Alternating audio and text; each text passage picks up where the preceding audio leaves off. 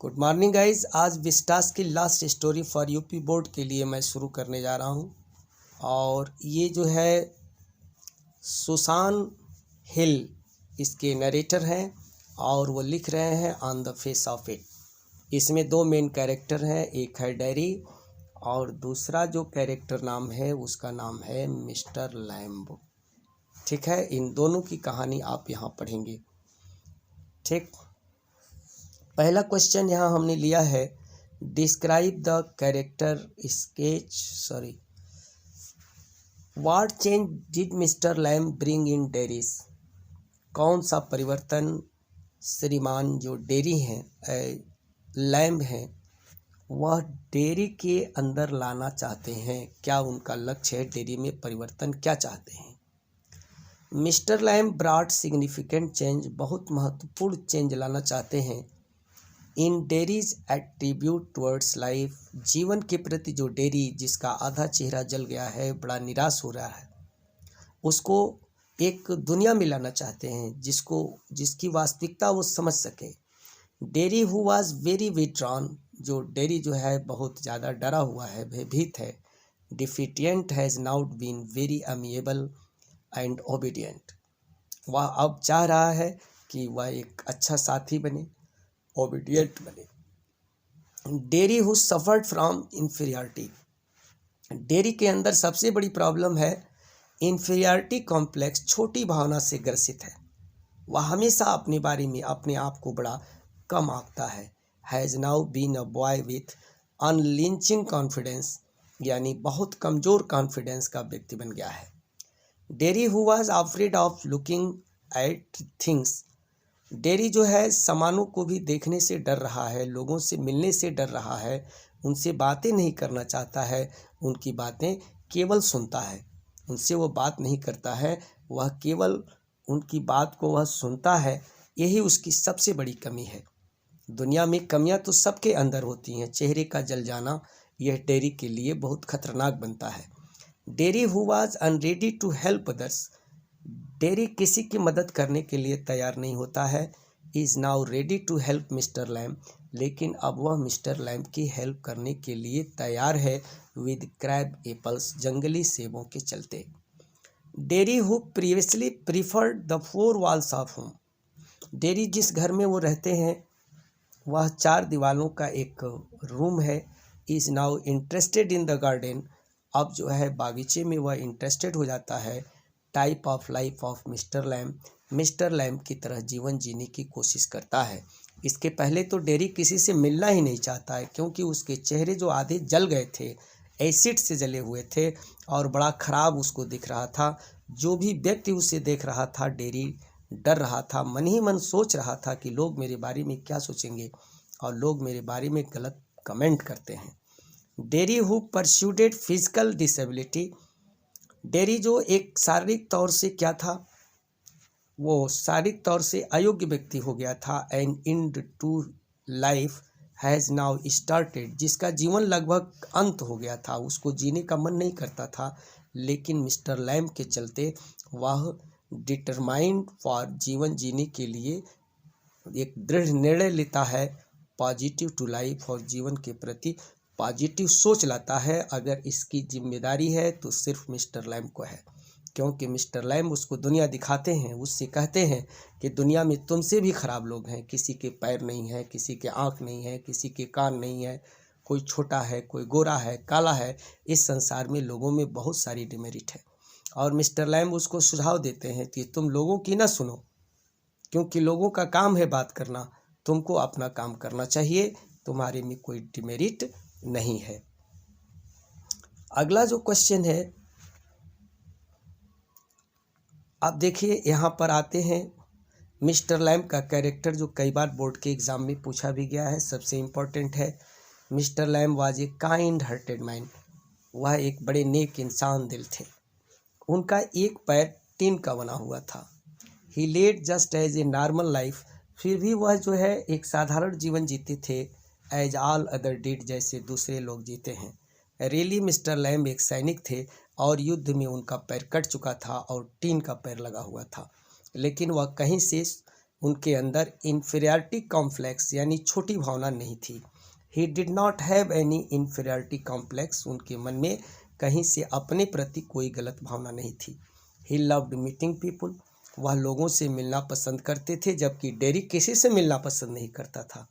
His life became a motivation for dairy, उसका जीवन जो है, उनका जीवन डेरी के लिए एक मोटिवेशन का पॉइंट बन गया था। He overcame his inferiority complex, mister Lamb ने डेरी के अंदर जो इन्फेरिटी कॉम्प्लेक्स यानी जो छोटी सोच थी कि मुझे ले क्या कहेंगे लोग, गांधी जी का एक स्टेटमेंट भी है, ये भावना डेरी के अंदर थी और उसको उन्होंने बाहर कर दिया।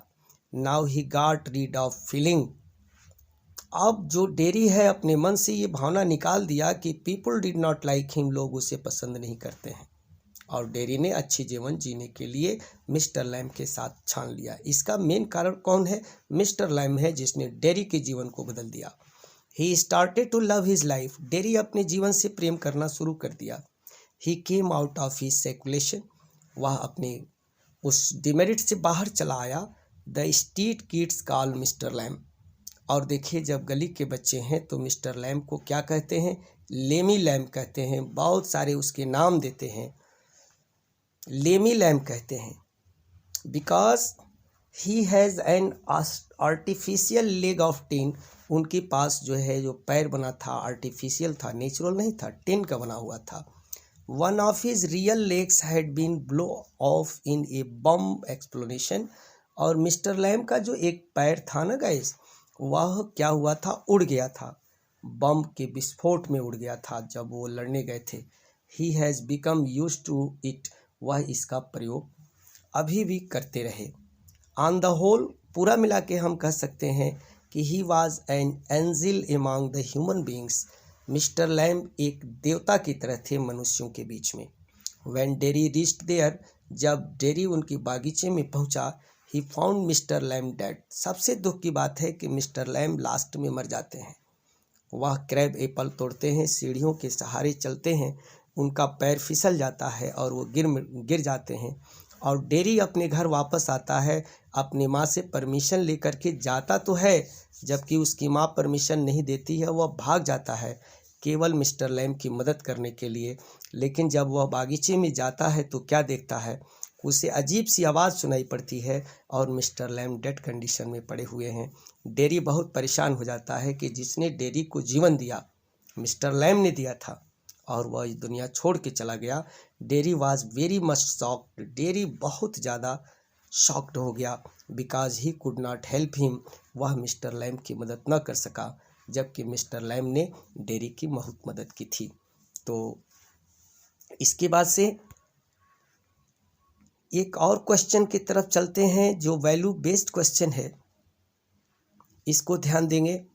The actual pain inconvenience caused by a physical impairment is often much less than the sense of alienation felt by the person with disabilities. What is the kind of behavior that person expect from others?